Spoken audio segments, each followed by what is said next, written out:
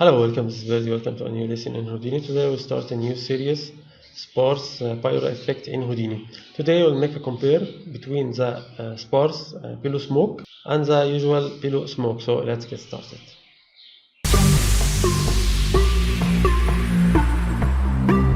So let's start, guys. Bismillah, in the name of God. So as you know, we took most of this tools in the shelf tool in the pyro effects, and now let's take the Sparse. So let's make a comparison between both to understand what the difference. Okay, so I will make a Sparse Billow. In Sparse Billow, instead of telling me select an object, it's telling me select a location. So it care about the location itself. So let's hit it here, and maybe we can make another one for the pyro FX. Which one? Yeah, let's select the pyro FX here and Billow smoke as well. If I select it, it will tell me select a source, right? So maybe I can make a sphere. Okay, here is a sphere and select Billow, and that's it. Okay, so at the first look it took us in the AutoTop network. Okay, so as we can see here, we know the node tree, we took it many times before, and here in the Sparse it's a little different. First we have in the Sparse we have a pyro solver Sparse, not just a pyro solver Sparse, right? This is the first different. Second different, we have a volume source. It's the same thing. Okay, same thing. Density, temperature. Let's check this one. Density, temperature, and velocity as well. So doesn't have here the velocity, but the other has a velocity, right? Then we have the smoke object Sparse as well. Here we have just a smoke object, and here we have smoke object Sparse for the Sparse. If we check the parameters here in the parameter, we almost have the same thing. Division scale, voxel size, a little different, and the center, right, and max size, but it's a little different. Okay, so to the field itself, let's check the fields. We will find a huge difference. We have first something called a domain. If I go back here, okay, it doesn't show me the domain now. Maybe if I check the max size, it will show me the domain. So this is the domain, right? Second, we have something called active region. So let's check the active region. Once we check it, this boxes appears surrounding for the volume, right? So what's really happening here?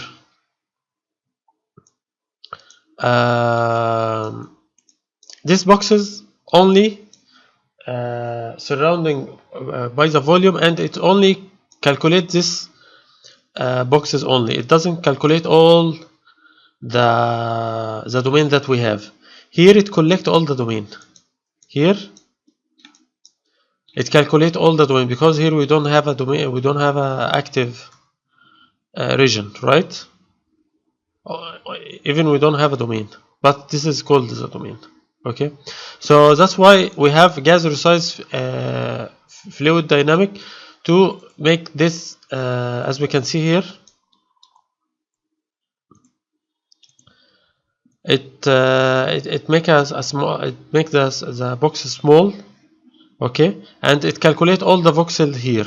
That's why it's a little slow. If we check here, we'll find that the division size scale 0.15. If we make it 0.2, let's see its speed. As we can see, it's very slow, right? And it's 0.02. If we check the other one, the voxel size is 0.02, but if we check it here, it's very fast. as we can see here, and it's almost, and it's the same result, but it's very fast. So this is a huge advantage of Sparse, pyro Sparse. It's very fast. This is the first advantage. Okay, it's very fast. Okay, so this domain, after the smoke will reach the end, it will stop. So it depends on the boundary conditions that we make: closed below, closed above, open. Okay, so this is for x, y, and z, for both x and y and z, not x plus and x minus like here, x plus, x minus. And also it has just open or closed boundary. Here it has 3: closed below, closed above, and open. So it depend on which: close above, close below, that mean the minus x, close above mean plus y, minus y, and plus, and so on. Okay, so let's check also what we have here. We have a density, we have temperature. If we check here, we can see the density. Yeah, this is the density. We have a temperature, of course we know the temperature already. We have a velocity if we want to check the velocity, and we have the divergent. We don't have a divergence here. We didn't check the divergence here. Okay, what else do we have? We have a pressure. Do we have a pressure? No, we don't have a pressure. And we have a collision. We don't have a collision here. And also the last one is flame. Of course we don't have a flame here because we just sourcing density and temperature. So the composition,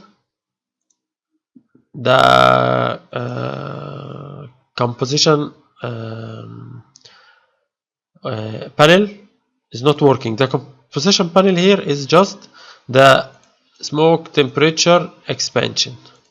This is a composition panel that create flames and fire. Okay, if we check the old pyro smoke, we're not going to see any we will see a different thing. We have heat, we have a sink, we have source, we have burn here also. I think we don't have any of this. We only have a flame instead of having heat. Even we don't have a fuel here. Oh wow, that's amazing. So we have most of these things: fuel, burn, heat. We don't have it in the Sparse. So that's why Sparse is work differently. If we check here, let's see what we have. We have temperature, we have density, we have pressure, we have velocity, we have active, and we have velocity. Okay, of course we don't have a flame because we don't have a burn here to begin with. So the burn working, we must have a burn here. Okay, let us check if it's going to work. Escape back. Yeah, nothing work because we must have a burn and convert it to a flame. Yeah, now we have a flame. Now we have a composition. This is the composition. If we check here, now we have the frame. Also, if I check the multi-field, yeah, I'm not going to see anything because here I think, yeah, we didn't write a flame. If we write here flame, we can see I think something. Here temperature. Yeah, and also we must have scale temperature. Yeah, I'm not sure why, but anyway, we'll check it more in the we'll check it temperature. Okay, we'll check it in the other tools. Okay, smoke, live, temperature, add temperature. Okay, so as we can see here now, we understand a little different. The system completely different, has new fields. We have a flame. We don't have a heat or burn or anything like this. Just very simple.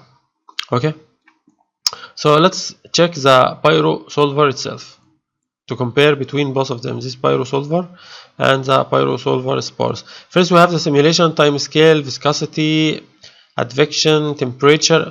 Here we have a new panel called temperature. Okay, in the old we didn't have it. In the simulation we have time scale, temperature, diffusion, cooling rate, bouncy left, bouncy. We don't have all this, just the time scale and the viscosity. And the temperature, we have different thing. Temperature, diffusion, I think it's the same thing. But we have, and also we have a cooling rate, common. Then we have what it called ambient temperature and reference temperature. We have temperature here. Okay, so it's a little different. Okay. Yeah, I think if we make this like 300. Yeah, that's why it didn't work, because we didn't have enough temperature to see the flames. But now we can see it because we increase the reference temperature, right? You can see it here. Okay, so second we have the flame. When we have a fire and we want to emit smoke, we just simply click here, so it will emit, as we can see, smoke from the fire. We can control it. First we can control the flame lifespan. Let me uncheck this one just to see the flame first, and maybe we can increase it like this. Yes, of course, when we increase it, the temperature, the emission like this, it's only in the viewport but not in the final. Okay, for the visualization purpose. Okay, so let's continue. Lifespan, it control the length of the flame, as we can see.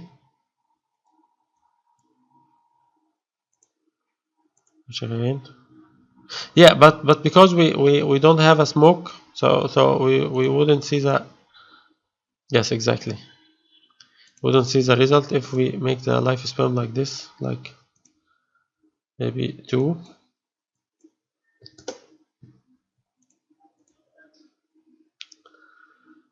This will make the flame life is longer. Okay, and this control the amount, the emission amount for the smoke, how dense it is. As we can see, it's becoming much dense now. Yeah, and then we have the temperature. Add temperature if you want to add the temperature, and here the temperature only affect the bouncy. It doesn't affect any other field, not like the old pyro. The temperature affect most fields. Here in the pyro sparse, it only affect the bounce. Okay, and usually we use the temperature just to burn the fuel. If we have a fuel, we will take it in the spreading fire and other example. Okay, so the temperature we use it just to if we have a fuel, it will ignite the fuel. Okay, then we have the expansion. If you want to add more expansion, like explosion, yes, exactly, as we can see now, it has a like big explosion, right? So if we check here, the old one, we have different style, ignite temperature, burn fuel, temperature, gas, and then we have the flame, smoke. Everyone is separated. Here only just 3, right? So it's much better, and it's called flames, not composition anymore. Okay, then we have the shape. Let's check the shape. Shape is the same thing that in the old pyro. Okay, as we can see here, the shape, except we don't have 2 parameters. The confinement, we don't have it, and also I think sharpening, we don't have a sharpening here, just shredding, turbulence, disturbance, dissipation. Of course, dissipation for the smoke. Okay, so it's really cool. Let's check the advance. Okay, so first, pyro solver has its own system. Okay, it doesn't use OpenCL. Okay, so it using, meaning it uses the CPU. When you use the OpenCL, you using the GPU. So Sparse system use the here enable sparse solving, right? But if you want to use the OpenGL, you have to uncheck the enable sparsing solver and only check the use OpenCL. So now it will only use the OpenCL, but enable the sparse solving is much faster than OpenCL. Okay, so this is even better than the OpenCL. Okay, it's by default using the enable sparse solving. Okay, so just keep it in mind that sparse solving is much faster than OpenCL, and if you want to start the use the OpenCL, you have to uncheck. As we can see here, it gives us a sign that something wrong. So if we uncheck it, now the sign is gone. Okay, and we have the resizing. As we can see here, we have reference fields that it can track density and flame. Okay, and we have the padding, and also we have extra fields here if we want to add more extra fields. Okay, same as here, we have padding and we have reference fields.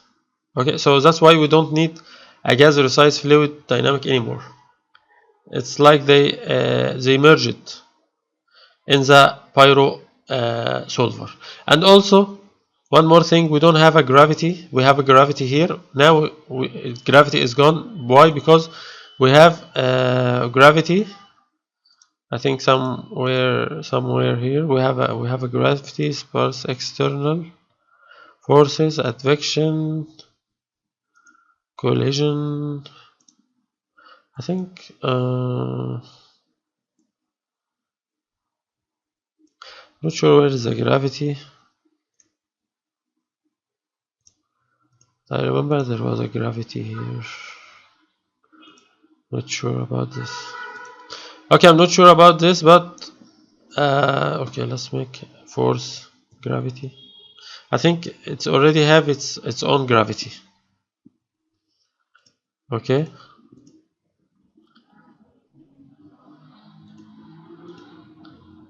Yeah, okay. Okay, well, maybe we will find it later. Okay, because I remember there was a gravity here. Maybe I missed it somehow. Yeah, here is the gravity. Exactly. It has a built-in gravity, as we can see here. So no need to add force gravity anymore. It's just like the white water solver, any solver that has gravity. Okay, so guys, I think, yeah, so let's go back now. Let's check the smoke source to see the difference. Okay, so at the first we don't see a difference. There is smoke base creative density pyro source, then the attribute noise, then the resize, then the null. Right here is the same thing, same order: pyro source, add, resize, and then the null. So there is really not much different. Even if we check the density temperature here, and also here we have density and temperature, so both are working as the same thing. But for the fire it will be different, because we will have a burn field. Okay, instead of fuel we will have a burn field and the temperature. Okay, so yeah, so last thing, let's check the smoke import. If we get inside here, we will see two fields. First, the DOP import field. Second, the pyro post process. What is a pyro post process? It's the same thing as the pyro shader, have the same parameter for the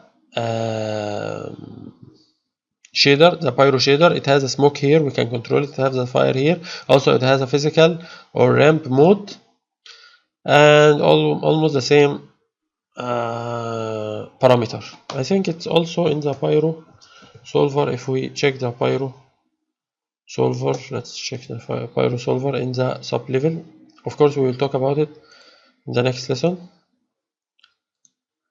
Yeah, it has the same. Yeah, it has the same parameter as we can see here. Apply, look, assign, smoke, density, smoke, fire, intensity, flame range, blah blah blah. Same thing, density smoke, intensity smoke, physical body, ramp, the same thing. Okay, so yeah, so it's simply import the fields and inject it in post pyro process to review it, and also it can give us the look that we seek for the shader. So now we don't have to use the shader anymore, right? We don't have to use pyro shader, because post process working without as if it has its own shader. Also, it can show us the smoke same as the volume trail, as if we use the volume trail. But of course we have I'm sorry, at least we have volume visualization. Yep, something. But of course we have to write it density, heat or temperature, and temperature or heat as well. Okay, so yeah, so it's much better now, different than this one, right? We don't have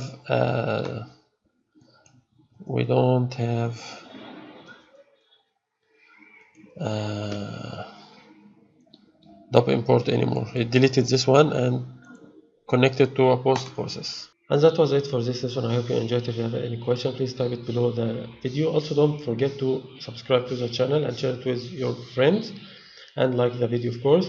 And if you like, and join our group in Facebook and share with us your works. And I see you in the next lesson. Have a good day.